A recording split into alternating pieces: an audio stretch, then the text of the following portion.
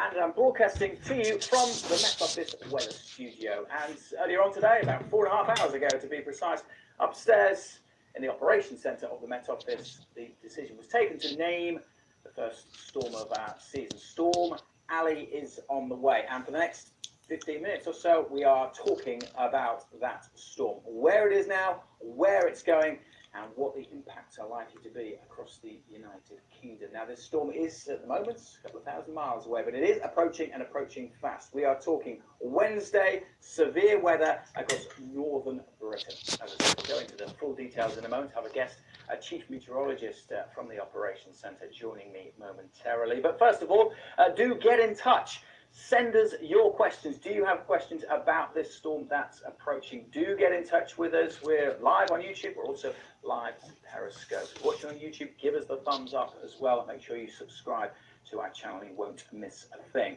Okay, let's get on with the main aspect of today's Weather Studio Live, and that is Storm Ali. I'm going to introduce our guest. Come on, Will. This is Will Lang. Thank you very much for joining us, sparing time on this busy day.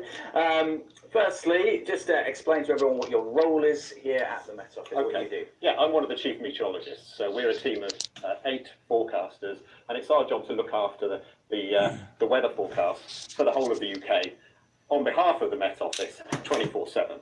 You get to make the big calls. We make the big calls, so we get to issue the warnings, and interestingly, we also get to name the storms now as well. Right, first and foremost, let's get on. Where is Storm Ali at the moment? This is the satellite image. Here's the UK here, but we're focusing in over here, aren't we, out in the Atlantic? That's right. So what we've got currently, okay, there's some interesting weather last night, which is moving away. This arc of cloud is Storm Helene.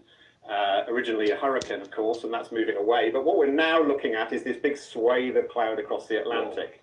And this kind of hook shape on the northern side of it, which is quite an interesting shape of cloud. And that's the kind of thing that is indicative of a storm developing. So a couple of thousand miles away from the UK, we've been watching this. This is this morning's satellite imagery. And basically under this is where we're seeing developments. This is basically Storm Ali forming. That's right. So it's not quite developed into the proper storm yet, but this is a developing area of low pressure. And what you can see here, this jet stream cloud here separates the cold air in the Arctic from the warm air in the tropics, and that's the jet stream. And low pressure systems drift onto the jet stream and start to tighten up and develop really strong winds and get pushed towards the UK as they do so. I think we can see that happening now. So this is now the projection, the forecast. There's Storm Ali way out to sea this evening, Tuesday. But again, let's zoom in a little bit and focus in on the storm. And you can see as we run through time, basically over the next, less than 24 hours now, isn't it? It's going to be approaching the UK. Happening here, so it doesn't look that scary at this stage. No, but what's happening is that it's drifting into a part of the jet stream where it really starts to develop quite quickly as it reaches towards the UK overnight. You can see the isobars are developing.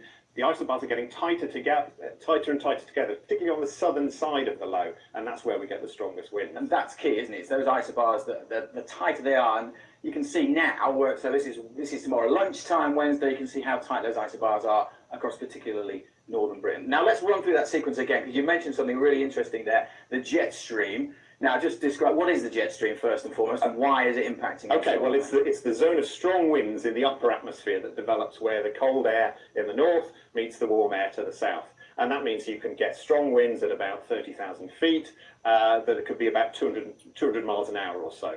Now the interesting thing for a low pressure system is that if it drifts across into the jet stream, it gets caught up and pushed very quickly towards the UK.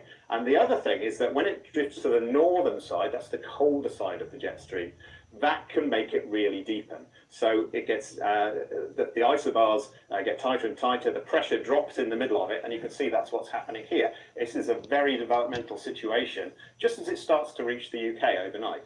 So this is, just to reiterate, these are the jet streams, the purple winds high up in the atmosphere where the aeroplanes fly, but those winds high up in the atmosphere are really impacting what's going on at the surface and intensifying this area of low pressure. Now these winds are not the winds that we're going to see across on the floor, are they? These are not the surface winds, these are high up in the atmosphere, but we can show you the winds at the surface. And again, let's run through that same sequence again and just show how Ali approaches and intensifies as we go through the next 24 hours. So here we've just got the strongest winds, not just all of the winds. So there's a bit of strong wind to go around northern Scotland overnight. We shouldn't take our eye off this. But what happens here, as the isobars tighten and as Ali develops and it drifts into the cold side of the jet, then we get stronger and stronger winds, and you can see there's more wind developing here, particularly as we run through the overnight period and into tomorrow morning. That's when it gets really windy across parts of the UK. So again, just to clarify the timings, this is Wednesday morning, and that's as it's approaching. Now this is going to be rush hour. This is going to be rush hour as Ali approaches. So the first of the effects will be across Northern Ireland first thing in the morning, but then the storm itself. Now interestingly, the amber warning doesn't cover northern Scotland, which is where Ali is actually going. It's on the southern flank where the strongest winds are likely to be. Well, that's a good point, because if you notice in the centre of the low, the isobars aren't particularly tight. So that's almost like the eye of the storm. It's not like a hurricane, really, but that's where winds aren't particularly light. There might be some heavy rain there, but the strongest winds are to the south of that zone, to the south of the low pressure centre. And it looks like, as you said, Northern Ireland, parts of central Scotland in particular. So that's the development. That's the next 18 hours or so. Let's have a look at the impacts. What are we likely to see? As I said, we do have warnings in force. We have an amber warning in force for parts of Northern Ireland, central and southern Scotland. First things first, Northern Ireland, because that's where the impacts will be felt first through the morning rush hour, or possibly even before the morning rush hour. What are we looking at in terms of gusts, and what does that mean? Okay, well, generally, within that amber warning area, so that includes Northern Ireland, we're looking at gusts reaching 65 to 70 miles an hour, 75 miles an hour. Now, in terms of impact, that can cause a lot of damage in terms of power lines, fallen trees, etc. Can cause transport disruption and also damage to buildings as well. So people do really need to take care. So flying debris is a potential incident. And this storm is particularly dangerous this time of year, isn't it? Because it's September rather than February, because the trees are in leaf. Why? And that's one of the things we take into account. Trees are a lot heavier at this time of year because of the number of leaves on the tree. So it is easier to push them over in strong winds. They are far more susceptible to be blown over and cause disruptions in September than when they haven't got any leaves on them at all in February. Okay, so that's Northern Ireland, tomorrow morning especially, so there could be some disruption before people wake up. Check before you travel tomorrow morning is probably the advice, and always keep up to date with the very latest warnings through the Met Office, either through social media or of course on our website. Now let's move on, because once the strongest winds, as the storm heads further north, actually then the strongest winds will potentially transfer through the morning to parts of central southern Scotland and the far northwest of England. So with this amber area here, again, what kind of winds are we looking at? Well, again, it's a very similar story.